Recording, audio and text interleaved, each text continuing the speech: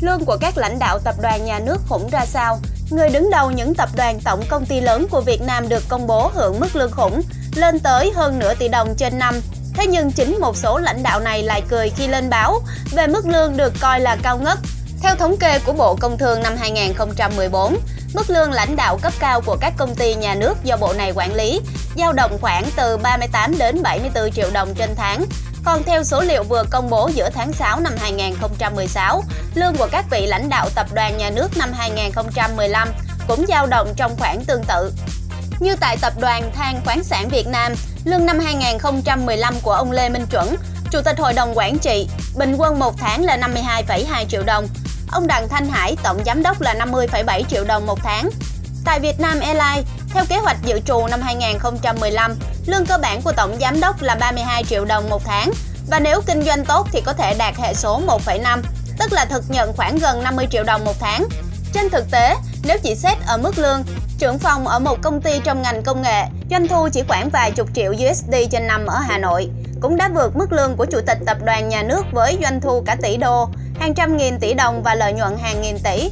Nhìn vào những con số mời chào nhân sự cấp cao do Navigo Search đưa ra vào tháng 4 năm 2016, mức lương dao động trong khoảng từ 100 đến 145 triệu đồng trên tháng, thuộc các lĩnh vực chăm sóc sức khỏe, dịch vụ, thương mại và ngân hàng.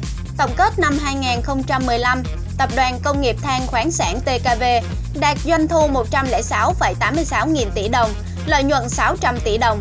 Còn tổng doanh thu của Vietnam Airlines là 70.000 tỷ đồng, lợi nhuận hợp nhất trước thuế đạt trên 1.400 tỷ đồng. Thế nhưng mức lương của các lãnh đạo này thì không thể tăng như các công ty bên ngoài. Lãnh đạo một tổng công ty nhà nước lớn tâm sự, nếu gọi lương của mấy ông tổng giám đốc, chủ tịch tập đoàn, tổng công ty nhà nước lớn là cao thì đúng là một trò đùa.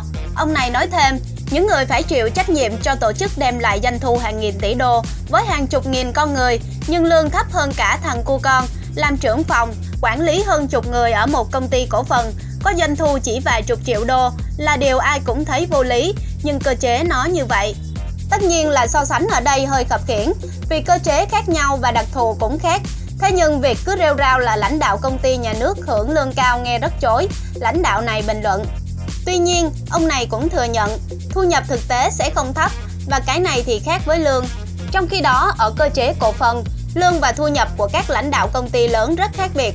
Lương của lãnh đạo Vinamilk bình quân mỗi tháng là trên 400 triệu đồng, tức là mỗi năm thu về gần 5 tỷ đồng. Đây là chưa kể đến các khoản thưởng bằng cổ phiếu mà như bà Mai Kiều Liên, tổng giám đốc hiện sở hữu hơn 400 tỷ đồng giá trị cổ phiếu Vinamilk. Lương trung bình của ba lãnh đạo trong hội đồng quản trị FPT gồm ông Trương Gia Bình, chủ tịch hội đồng quản trị, ông Bùi Quang Ngọc, phó chủ tịch hội đồng quản trị kiêm tổng giám đốc và ông Đỗ Cao Bảo, ủy viên hội đồng quản trị là 250 triệu đồng, đều gấp 4 đến 5 lần mức lương của các lãnh đạo tập đoàn nhà nước.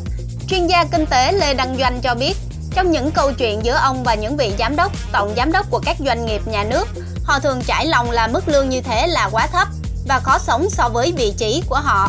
Lương thấp khiến cho họ không đủ động lực để cống hiến và khiến cho họ cảm thấy đang lạc nhịp với tình hình thị trường. Thường thì các công ty, tổng công ty lại phải có thêm các khoản khác để hỗ trợ thêm. Và trong một số trường hợp, ông Doanh từ chối tiết lộ thông tin chi tiết thì họ đã tìm những cách xoay sở bằng những cách phi chính thức. Do đó, thu nhập thực là không giới hạn và cũng không thể nào thống kê được. Chuyên gia kinh tế này cho rằng nên có những cơ chế, những cách thức quản lý mới, vừa là giữ chân nhân tài, vừa là khuyến khích họ cống hiến, tận lực vì doanh nghiệp, chứ không thể để họ vừa làm vừa lo lương không đủ sống, mà phải tìm cách xoay sở nhiều chiều như vậy.